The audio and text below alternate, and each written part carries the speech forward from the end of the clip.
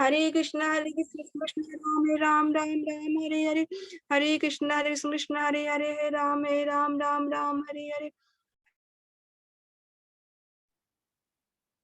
Hare Krishna. Thank you so much for participating in morning Japa session. Now it's time for today's quote by our beloved Srila Prabhupada. So today is April 9 and today's quote is, I can only suggest and wherever possible that can be applied, but I do not force anyone.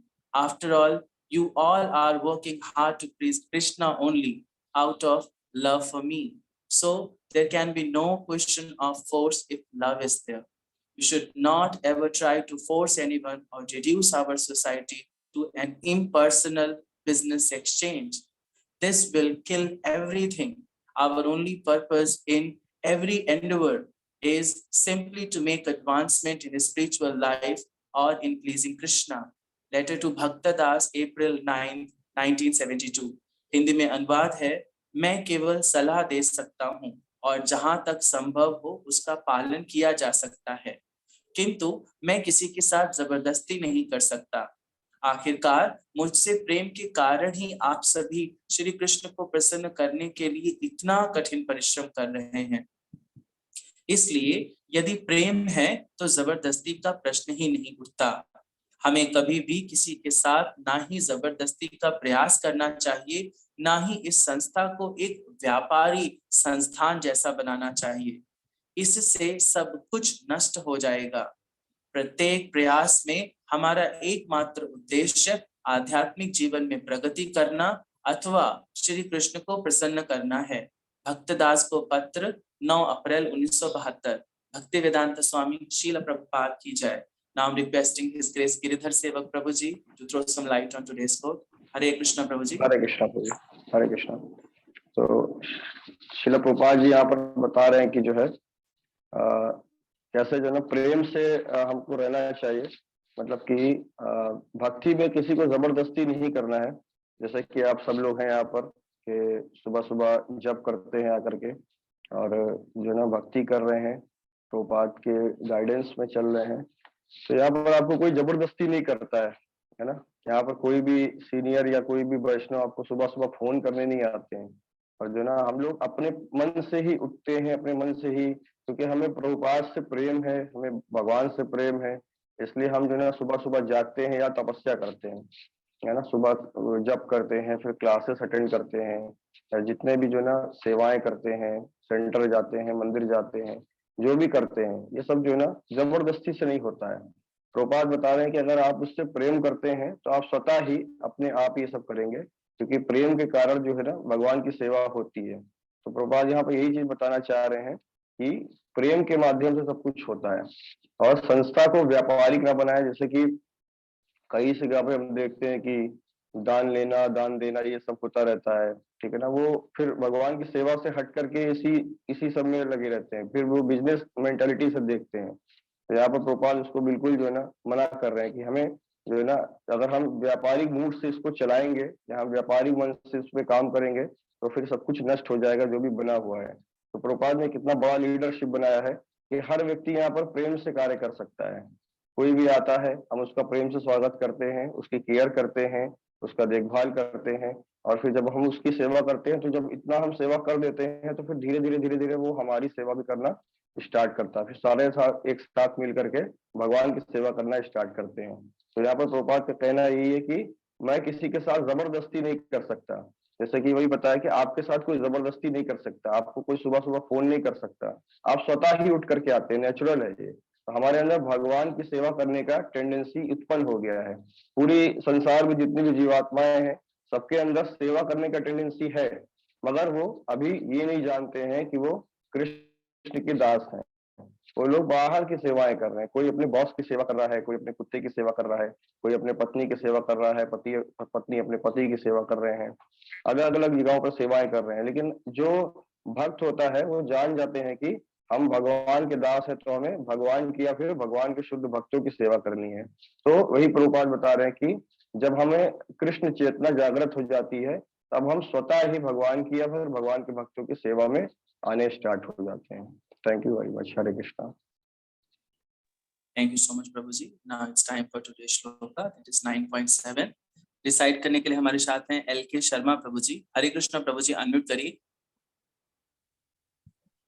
Hare Krishna Prabhu ji. Yes, Prabhuji. I'm just putting it on screen. Yes, here is 9.7. Yes, Prabhuji.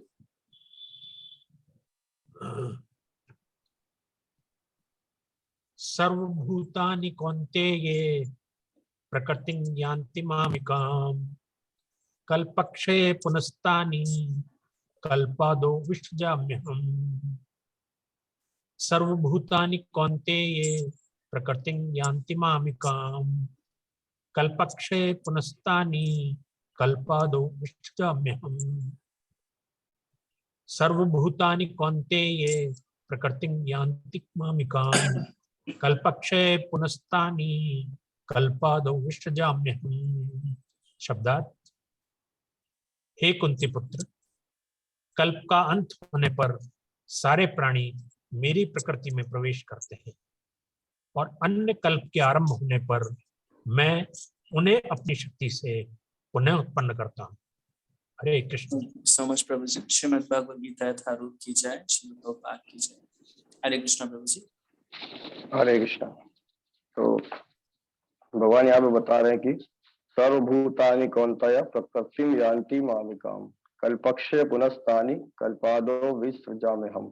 मतलब कि भगवान कह रहे हैं कि हे कुंती पुत्र, कल्प का अंत होने पर सारे प्राणी मेरी प्रकृति में प्रवेश करते हैं और अन्य कल्प के आरंभ में मैं उन्हें अपनी शक्ति से पुनः उत्पन्न करता हूँ। तो सबसे पहले हम यहाँ देखेंगे कि भगवान बता रहे हैं, यहाँ पे कौन्तेय शब्द का इस्तेमाल हो रहा है, कौन्तेय शब्द का प्रयोग हो रहा है। तो कौन्तेय शब्द से भगवान ये इंगित करना चाह रहे हैं कि जो अर्जुन है वो भगवान को बहुत ज्यादा प्रिय है ना। कौन्तेय शब्द का मतलब है कि अर्जुन से बता रहे हैं कि हे अर्जुन, तुम मेरी बुआ कुंती के पुत्र हो। इसका मतलब है कि तुम मेरे हृदय के बहुत करीब हो।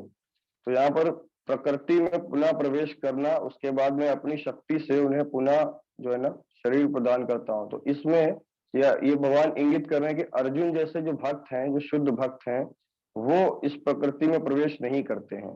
अर्जुन जैसे भक्त जो है या फिर स्वयं अर्जुन जो है वो प्रकृति में कल्प के बाद, एक कल्प के बाद जब प्रलय होती है तब अर्जुन जैसे भक्त भगवान के धाम में जाते हैं उनके साथ में। तो यहाँ पर जो है ना कौन्तेय शब्द का मतलब ये आ रहा है।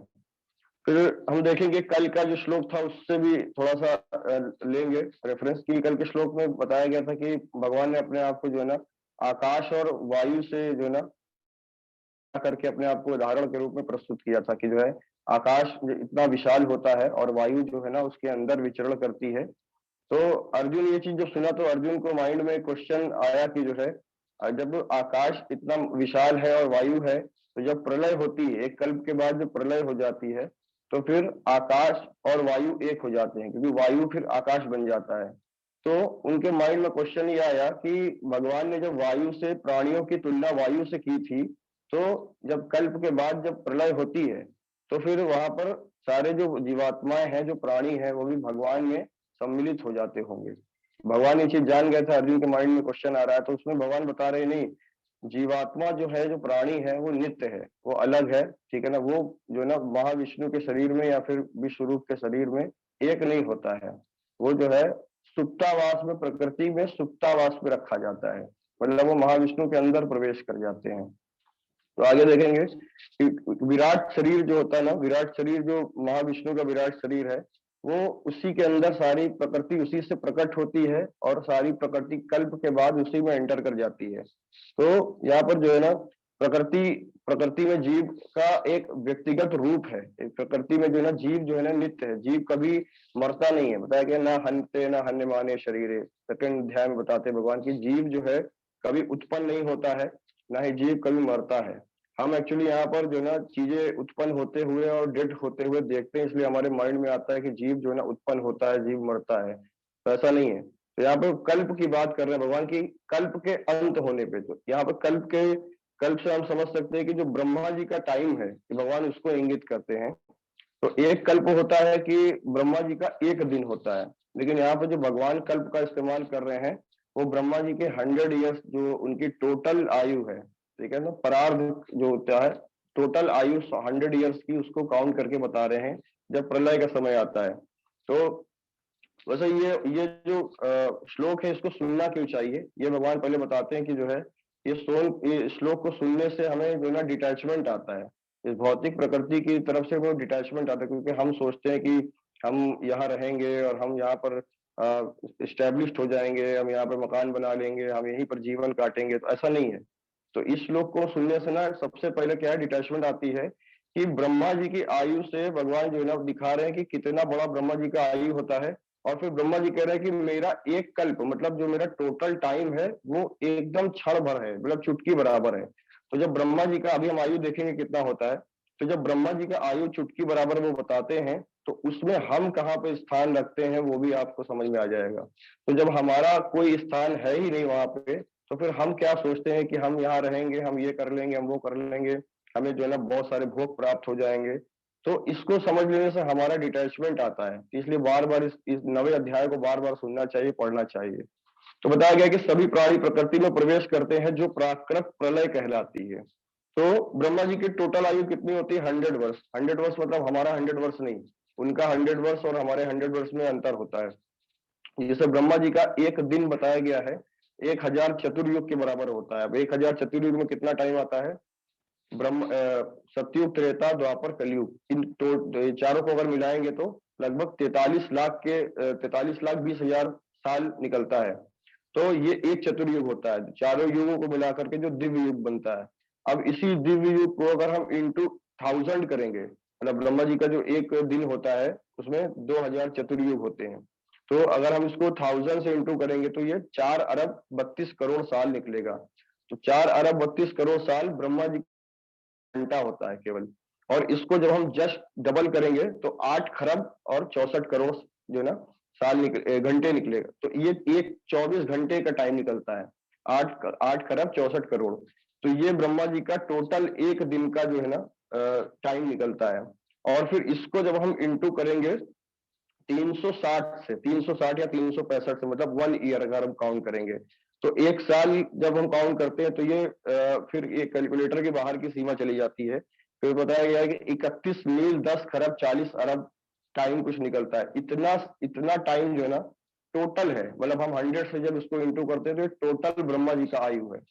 तो 31 मील कितना होता है हमको शायद नहीं समझ में आएगा। 31 मील 10 खरब और 40 अरब वर्ष ब्रह्मा जी जीते हैं। और जब इसके बाद जो है एक कल्प खत्म हो जाता है, तब ब्रह्मा जी जब प्रलय का टाइम आता है, तब प्रलय के समय पर ब्रह्मा जी क्या करते हैं, पूरा ब्रह्मांड प्रलय हो जाता है और सारी जीवात्माएं जो होती हैं उनका शरीर जो है ना नष्ट हो जाता है और सब प्रकृति में सुप्तावास में रख दिए जाते हैं। फिर सेकेंड इसमें भगवान बता रहे हैं, सेकेंड पॉइंट क्या है कि कल्प के प्रारंभ में मैं उन्हें पुनः उत्पन्न करता हूँ। तो सबसे पहले हमको समझना चाहिए पुनः उत्पन्न करने का मतलब है कि जीवात्माओं की उत्पत्ति कभी नहीं होती है। हम सोचते हैं कि भगवान पुनः जीवात्माओं को उत्पन्न करेंगे, ऐसा नहीं है। जीवात्मा अनंत काल से ऑलरेडी है।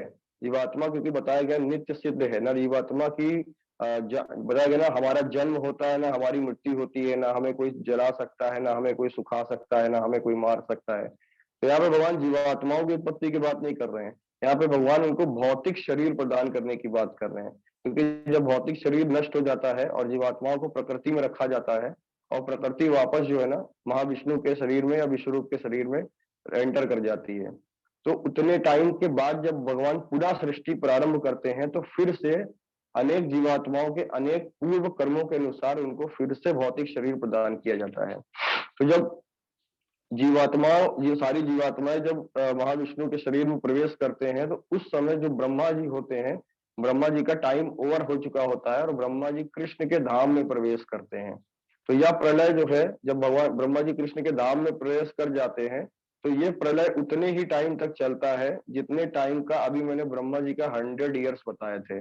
31 नील 10 खरब 40 अरब वर्षों का जो टाइम होता है, जितने टाइम ब्रह्मा जी रहे हैं उतने ही टाइम अब ये प्रलय भी चलता रहता है, संपूर्ण ब्रह्मांड नष्ट हो जाता है। और जब पुनः सृष्टि आरंभ होती है तो फिर एक नए ब्रह्मा का जन्म होता है। मतलब भगवान जो है ना समस्त जीवात्माओं में से जो भी उस कर्म के हिसाब से एलिजिबल होता है उसको ब्रह्मा का पोस्ट देते हैं और ब्रह्मा का पोस्ट देने के बाद वापस जो है ना सृष्टि आरंभ करते हैं। और जब सृष्टि आरंभ होती है तो फिर ब्रह्मा को वो पावर्स दी जाती हैं ताकि सारी सृष्टि में वापस जीवात्माओं को गर्भस्थ किया जाए। तो महाविष्णु जो है वापस जो है ना सारे जीवात्माओं को गर्भस्थ करते हैं। तो जैसे बताया गया कि जो भौतिक शरीर, भौतिक जो प्रकृति है, यहाँ पे क्योंकि मटेरियल वर्ल्ड की बात हो रही तो भौतिक प्रकृति एक मशीन की भांति बताई गई है। मशीन की भांति जैसे कि प्रभुपाद यहाँ पे एग्जाम्पल देते हैं घड़ी का। जैसे घड़ी होती है ना, तो घड़ी में हम क्या करते हैं, चाबी घुमा देते हैं। जैसे आजकल बैटरी वाला घड़ी आता है, तो एक बार हम बैटरी डाल देते हैं तो वो 2 महीने 3 महीने या कई 6 महीने तक वो चलता ही रहती है ऑटोमेटिक। तो वैसे ही बताया गया कि ब्रह्मा जी एक बैटरी के बराबर है और ब्रह्मांड जो है वो घड़ी के बराबर है, मशीन के तरीके भगवान बता रहे हैं। तो उसमें जो है ना ब्रह्मा जी रूपी बैटरी को जब सेट कर दिया जाता है तो ये सृष्टि ऑटोमेटिक चलना स्टार्ट हो जाती है एक मशीन की तरीके। और ये अनंत काल तक, मतलब अनंत, जब तक ब्रह्मा जी का टाइम होता है, जब तक 100 ईयर्स तक ये चलती है। और जैसे ही जो है ना डेड होते हैं उसके बाद ये सृष्टि ऑटोमेटिक प्रलय हो जाती है। तो बताया गया कि जो महाविष्णु है, सृष्टि लीला के अंतर्गत ये होता कैसे है। जो महाविष्णु है, महाविष्णु का जो एक सांस जब वो छोड़ते हैं बाहर तो अनंत कोटि ब्रह्मांड जो है ना उनके शरीर से, उनके शरीर में छोटे छोटे पोर्स होते हैं, रोमकूप कहा जाता है। तो उनमें से अनंत कोटि ब्रह्मांड निकलते हैं और सारे ब्रह्मांड जो है ना कारण समुद्र में तैरते हुए आगे जाते हैं। फिर अनंत कोटि ब्रह्मांडों को चलाने के लिए महाविष्णु अपने से एक और विस्तार लेते हैं जो गर्भोदक्षाई विष्णु कहलाते हैं। और प्रत्येक ब्रह्मांड में गर्भोदक्षाई विष्णु जो है एंटर कर जाते हैं और एंटर करने के बाद हर ब्रह्मांड में जो है ना टाइम को स्टार्ट करते हैं, मतलब उसका जो है ना एक्टिव करते हैं, उसका पालन करते हैं। तो बताया गया कि जो किसी भी जीव का जो, अब वहां पर जीवों को गर्भस्थ किया जाता है, हर ब्रह्मांड के अंदर जो है ना जीवों को गर्भस्थ किया जाता है। और प्रलय के टाइम पर सारे ब्रह्मा जितने भी होते हैं 100 ईयर्स पूरे होने के बाद सारे ब्रह्मा कृष्ण के धाम चले जाते हैं और सारे ब्रह्मांड जो है ना प्रकृति को समेट करके वापस महाविष्णु के शरीर के अंदर आ जाते हैं। और फिर से जो है ना ब्रह्मांड निकलते हैं और फिर से सृष्टि होती है। फिर से नए ब्रह्मा को जो है ना हर ब्रह्मांड के अंदर जन्म दिया जाता है और फिर से जो है ना सारा काम स्टार्ट होता है। तो इसमें जो बताया गया है कि ब्रह्मा जी का जो टोटल आयु है 31 नील 10 खरब और 40 अरब वर्ष, ये जो इतना टाइम बीतता है ये महाविष्णु का केवल एक सांस लेने के बराबर होता है। मतलब जो ब्रह्मा जी का इतना टाइम, तो इस इतने टाइम में हमारा टाइम कहाँ पे एग्जिस्ट करता है। हम तो ब्रह्मा जी का एक दिन में भी हम करोड़ों जन्म ले चुके होते हैं, ब्रह्मा जी के एक सेकंड में भी हमारे करोड़ों बार जन्म हो चुके होते हैं। तो हमारा इसलिए बताया गया कि जो ना हम कहाँ पर एग्जिस्ट करते हैं, इसलिए हमको कभी भी भौतिक प्रकृति को भोगने की इच्छा नहीं रखनी चाहिए। फटाफट यहाँ से अपना काम खत्म करके निकलना चाहिए। जैसे कि हमारी स्थिति क्या होती है, जैसे किसी क्लासरूम के अंदर हम बैठ गए, किसी हॉल के अंदर हम बैठ गए, तो वहां पर कुछ पर्टिकुलर टाइम के लिए हमको बैठाया जाता है। इसका मतलब ये नहीं होता है कि हम उसी में उस हॉल से आसक्त हो जाएं, फिर सारे लोग अपना अच्छे लगने लगते हैं, सबसे अटैचमेंट आने लगती है, फिर हम वहीं पे अपना मकान भी बना लेंगे, वहीं पे हम जीवन भर रहे हैं, ऐसा नहीं होता है। क्लास होती है, क्लास के बाद हम हट जाते हैं वहां से। तो भगवान हमको इस भौतिक प्रकृति के अंदर शरीर प्रदान करते हैं तो कुछ कार्य के लिए करते हैं ताकि हम भगवान की भक्ति कर सकें। हमें इंद्रियां दी जाती हैं, इंद्रियों से हम भगवान की सेवा कर सकें और यहाँ से फटाफट अपना कार्य खत्म करके वापस जा सकें। लेकिन हम क्या करते हैं, मायावश, माया का जो प्रभाव है उसके वश जो है ना हमारा ज्ञान ढक जाता है और हम इसी सृष्टि में फंसे रह जाते हैं। और हम यहाँ पर क्या करते हैं, अनेक संबंध स्थापित करते हैं और हम अपना भौतिक एडवांसमेंट करने के लिए दिन रात प्रयास करते हैं। तो इससे जो है ना हम फंसते चले जाते हैं। जब फंसते चले जाते हैं तो पुनः हमें कष्ट आना स्टार्ट हो जाता है। तो बताया गया कि जब सारे जीव जो है ना जब वापस पुनः गर्भस्थ किए जाते हैं तो किसी का कर्म नष्ट नहीं होता है। मतलब प्रलय के टाइम पर ऐसा नहीं कि जीवों प्रलय हो गई, सारा ब्रह्मांड नष्ट हो गया, सब कुछ खत्म हो गया तो अब जीवों के जो कर्म होंगे वो भी नष्ट हो जाएंगे, ऐसा नहीं है। कृष्ण बताते हैं क्योंकि हम कृष्ण से बहिर्मुख हुए हैं इसलिए हमारे कर्म जो है वो वापस हमको वापस पुनः दिया जाता है। जैसे हमने इस समय कोई कर्म किए हैं और कर्मों का एक लेखा जोखा तैयार किया जाता है और फिर प्रलय हो जाती है। और प्रलय होने के बाद जब पुनः सृष्टि होगी तो आपके कर्मों के अनुसार, मतलब जो भी आपकी लास्ट कॉन्सियसनेस होगी उसके अनुसार ही आपको भौतिक शरीर फिर से भगवान प्रदान करेंगे। इसलिए जो ना हम अपने कर्मों के अनुसार फिर से हम इसी सृष्टि में जन्म लेंगे और फिर से हम भोगना स्टार्ट करेंगे। किसी के कर्मों में रहा होगा कुत्ता बनना तो वो फिर से कुत्ता बनेगा, किसी के कर्मों में रहा होगा ब्रह्मा बनना तो वो फिर वो ब्रह्मा बनेगा। तो इसलिए भगवान यहाँ बता रहे हैं कि कर्मों का खाता भी नष्ट नहीं होता। अब ये खाता नष्ट कैसे होता है, ये केवल एकमात्र भगवान कृष्ण की शरण लेने से ही नष्ट होता है। क्योंकि हम जब हरे कृष्ण महामंत्र करते हैं और भगवान की सेवा करने का प्रयास करते हैं और सेवा करने का प्रयास करते हैं, तो धीरे धीरे जब हमारा जो है ना श्रद्धा बढ़ता जाता है, साधु संग होता जाता है, तो अनर्थ निवृत्ति होती जाती है, तो धीरे धीरे हमारा जो कर्मों भौतिक कर्मों का जो खाता है वो ऑटोमेटिक नष्ट होता जाता है। और अंत काल में जैसे भगवान ने स्टार्टिंग में कौन्तेय शब्द का प्रयोग किया, वो हमारे लिए ही एक्चुअली किया था। वो अर्जुन के माध्यम से हमें बताना चाह रहे थे कि जो भी मेरा सबसे परम प्रिय भक्त है, जो भी मेरी सेवा में तत्पर रहता है, वो अंत काल में मेरे ही धाम में एंटर कर जाता है। Thank you. Hare Krishna. Thank you so much, Prabhuji, for such a detailed explanation. Now it's time for tomorrow's next shloka, and next shloka 9.8 रहेगा Prabhuji. Yes, Prabhuji. यस भाई, हरे कृष्ण। Okay, so 9.8 रिसाइट करने के लिए मैं name select कर रहा हूँ शोभा माता जी का। हरे कृष्णा। शोभा माता जी अनम्यूट करके कंफर्म कर दीजिए। हरे कृष्णा। शोभा माता जी। ओके शोभा माता जी, आप कर लोगे कल का जपा, सॉरी श्लोका। ठीक है, शोभा माता जी कर लेंगे। नेक्स्ट हम कल का जपा अलॉट करते हैं। कल का जपा कराएंगे शिल्पा साबू माता जी। हरे कृष्ण माता जी। शिल्पा साबू माता जी। शिल्पा साबू माता जी अनम्यूट कर सकते हैं। ओके, सो माता जी इज नॉट अवेलेबल। सो जप के लिए तो हम नेक्स्ट नेम सेलेक्ट कर सकते हैं। शोभा माता जी, आप कल का श्लोका कर लोगे? शोभा माता जी। ओके, सो कल का जपा कराएंगे किरण गोयल माता जी। हरे कृष्ण माता जी। किरण गोयल माता जी अनम्यूट कर दीजिए। जी प्रभु। ओके माता जी, कल आपका जपा रहेगा। ओके, हाँ जी। हरे कृष्णा। सो कल का श्लोका कराएंगे शोभा माता जी एंड जपा कराएंगे किरण माता ji. Now it's a very important information to all of you.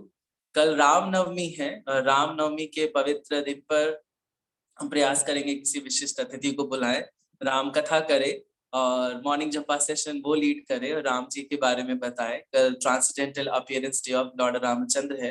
And आप सभी से एक बहुत महत्वपूर्ण इंफॉर्मेशन शेयर करनी है कि प्लीज आप सब अधिक से अधिक संख्या में अयोध्या चलने का प्रयास करें। हमारा अयोध्या इंटरनेशनल फेस्टिवल हो रहा है, तो हम चाहते हैं उसमें ज्यादा से ज्यादा लोग राम जी के साथ डायरेक्टली एसोसिएट करें। धाम में जाकर भगवान के साथ एसोसिएट करने का जो लाभ है, ये once in a lifetime opportunity है। So please don't miss it. Please as soon as register for Ayodhya international fest, ताकि हम सब वहां पे इस ट्रांसडेंटल फेस्टिवल का लाभ उठा सके, राम जी के साथ एसोसिएट कर सकें। It's a great opportunity, please don't miss it. बहुत सारे धामवासी हमारे साथ बैठे हैं, तो धामवासी भी आपसे रिक्वेस्ट कर रहे हैं कि आपको उनके साथ एसोसिएट करना चाहिए। जब धामवासियों के बीच में जाकर हम धाम का आनंद उठाते हैं और भगवान रामचंद्र जी के साथ में हमें एसोसिएट करने का मौका मिलता है, so we should not think over it, we should make it immediate. ऐसे जीवन के कुछ ऐसे डिसीजंस होते हैं जिनको लेने के लिए हम क्षण भर भी नहीं सोचते हैं, तो अयोध्या इंटरनेशनल फेस्टिवल में पार्टिसिपेट करने का डिसीजन बिल्कुल वैसा ही है। So it's a humble request with folded hands. Please registration as soon as possible. And 1 month left. That's why we are very serious to register. क्यों? क्योंकि आपको प्री प्लान करना पड़ेगा, आपको वहां पे पहुंचना पड़ेगा. You have to book the tickets. For that you have to pre-plan, है ना? On the 1 week before, you could not be able to plan it. So it's a request with folded hands. Please register fast. Now it's time for today's shloka of the week revision. So I'm putting it on a screen ताकि हम shloka revise कर सकें। So today shloka of the week इज 3.37 and आप मेरे पीछे पीछे 3 बार repeat कर सकते हैं। श्री भगवान उवाचा कामेश क्रोधेशा रजोगुण समुद्भवा महाशनो महापाप्मा वित्तयेनम इह वैरिणम्। कामेश क्रोधेशा रजोगुणा समुद्भवा महाशनो महापाप्मा वित्तयेनम इह वैरिणम्। कामेश क्रोधेशा रजोगुणा समुद्भवा महाशनो महापाप्मा वित्तयेनम इह वैरिणम्। Srimad Bhagavad Gita Yatharoop ki jai, Srila Prabhupada ki jai. Thank you so much for participating in morning japa session. Discussion will end up here. Now it's